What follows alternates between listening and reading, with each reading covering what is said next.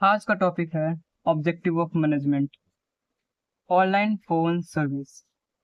Online यानी कि organisational objective, phone यानी कि पर्सनल ऑब्जेक्टिव, सर्विस यानी सोशल ऑब्जेक्टिव।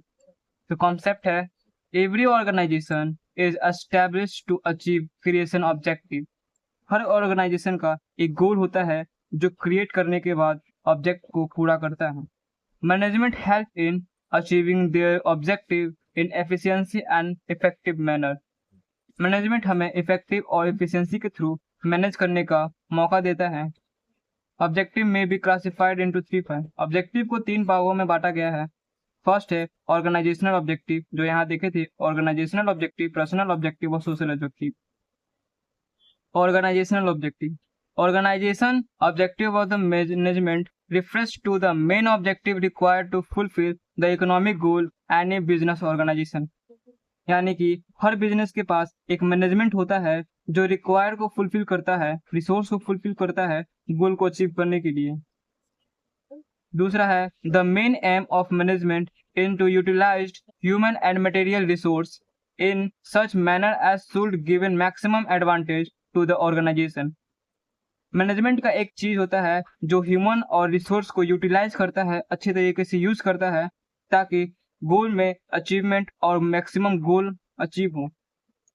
तीसरा है organisational objective are survival, profit, growth, creation of customer, market share, invoice, efficiency and productivity.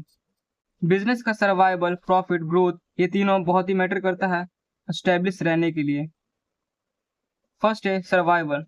The base objective of every organization is to survive for all long period in the market। Survival का मतलब होता है कि business को use करने के लिए, business को चलाने के लिए सर्वाइवल मोड में रहना बहुत ही जरूरी होता है। अगर कोई बिजनेस चालू करता है तो उसको 2 से 3 साल तक सर्वाइवल मोड में ही रहना पड़ता है।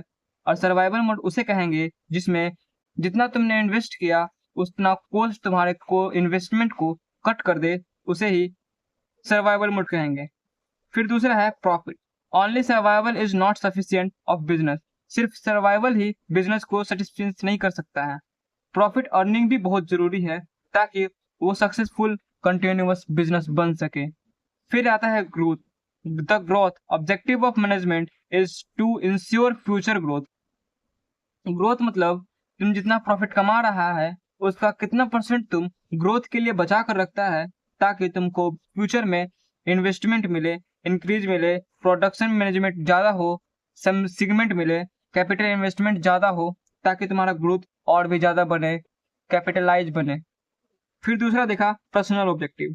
Personal objective related to the objective which is related to the employ of the organisation. Personal objective यानी जो तुम काम करते हो, जो कंपनी में एम्प्लॉय काम करते हैं उसके बारे में है। ये दो प्रकार के होते हैं, फाइनेंशियल, सोशल और हायर लेवल नीड। इनको पूरा करेंगे तो एम्प्लॉय सेटिस्फाइड रहेगा। दूसरा है different people with different value, experience and objective become part of the organisation to satisfy their needs. उसी का है जो जितना नीड्स चाहिए अगर उसे सेटिस्फाई कर देना है तो इस नीड्स को पूरा करना है, फाइनेंशियल नीड्स, सोशल नीड और हायर लेवल नीड्स। तीसरा management has to integrate personal growth and goal और ओरिजिनलिटी गोल। मैनेजमेंट में पर्सनल ग्रोथ के साथ साथ ऑर्गेनाइजेशन ग्रोथ भी बहुत जरूरी होता है।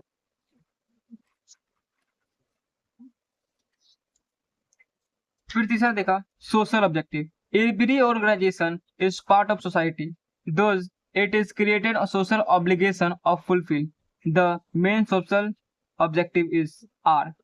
सोशल ऑब्जेक्टिव का मतलब होता है जो बिजनेस बाहर सोसाइटी के अंदर या फिर कंपनी किसी विहार, सोसाइटी या फिर वैल्यू अंदर बेस हो, क्रिएट हो, तो उसे सोशल ऑब्जेक्टिव कहते हैं। जहां पर पॉल्यूशन फ्री होना चाहिए, जहां पर एम्प्लॉयमेंट होना चाहिए, जहां पर स्कूल मेडिकल फैसिलिटी होनी चाहिए, जहां पर गुड क्वालिटी प्रोडक्ट मिलनी चाहिए और जहां पर फाइनेंशियल सपोर्ट भी बहुत जरूरी होनी चाहिए।